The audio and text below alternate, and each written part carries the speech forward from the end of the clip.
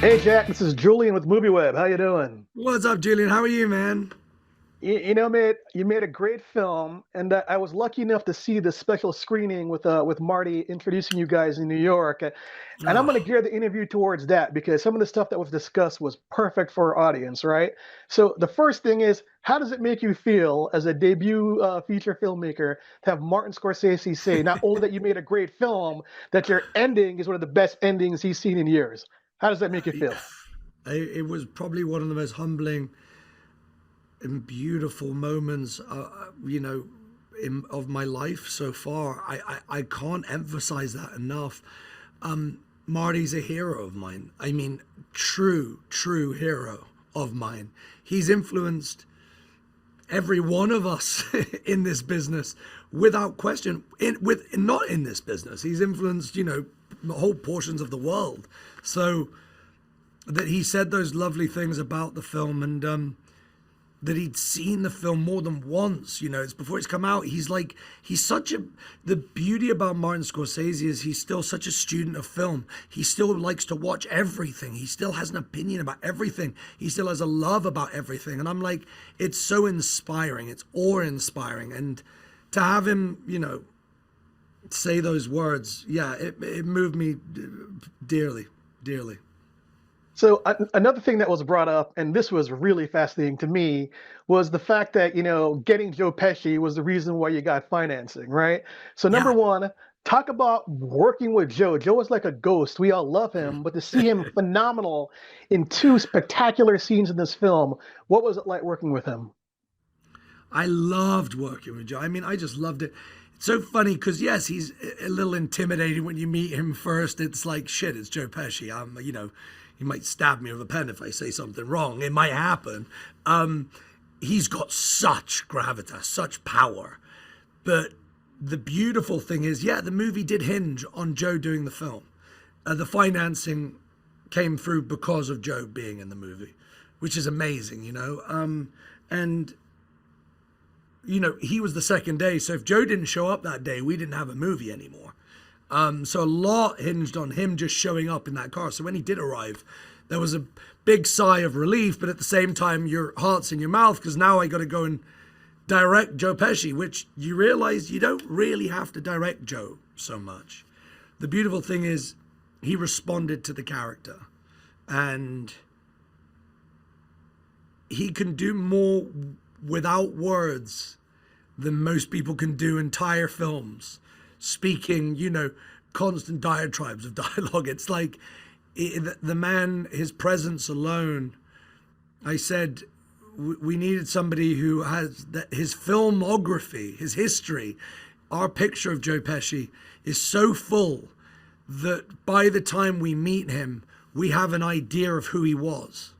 And then suddenly he doesn't speak. So we see the shadow that now exists. But he doesn't speak, but you hear him sing. And that's the part that breaks my heart because he has a voice like an angel, Joe. And not many people know that. So I love that this film might also introduce people to Joe Pesci's voice, which is, I always say it's like Jimmy Scott's half brother. So let's talk about Michael Pitt, right? Because you're reuniting with Michael and Steve from Boardwalk. You Yeah. wrote this for him. You saw him boxing. I think that's out there.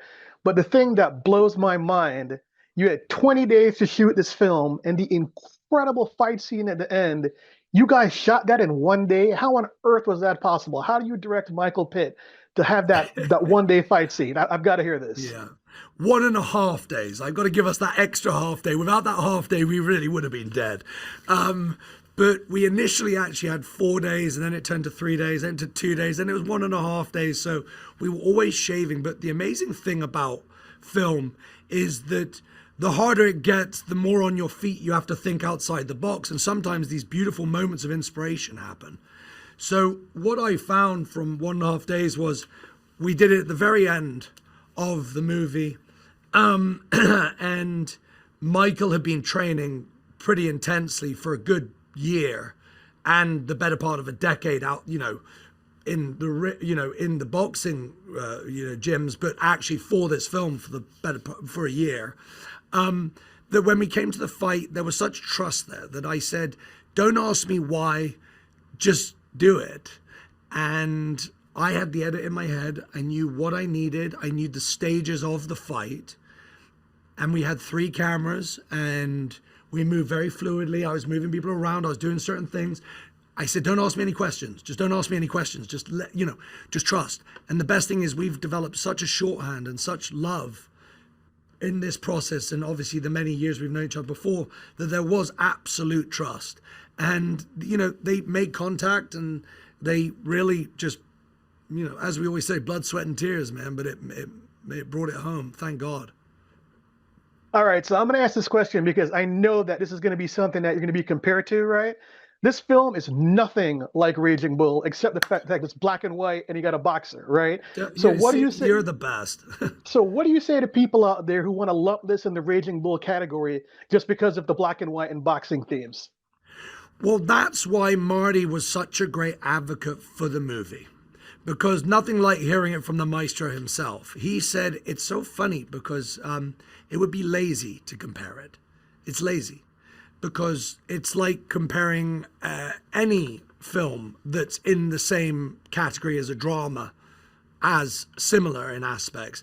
And by the way, because it's black and white, I grew up watching these films, these black and white films, these character studies. I always find black and white just such a beautiful medium to shoot in because it's like a magnifying glass for some reason on the character, on the persona, on the person himself. And I wanted this to be a film that took you on a journey with Irish Mike, that you're with him every step of the way. You're understanding him every step of the way more and more. And,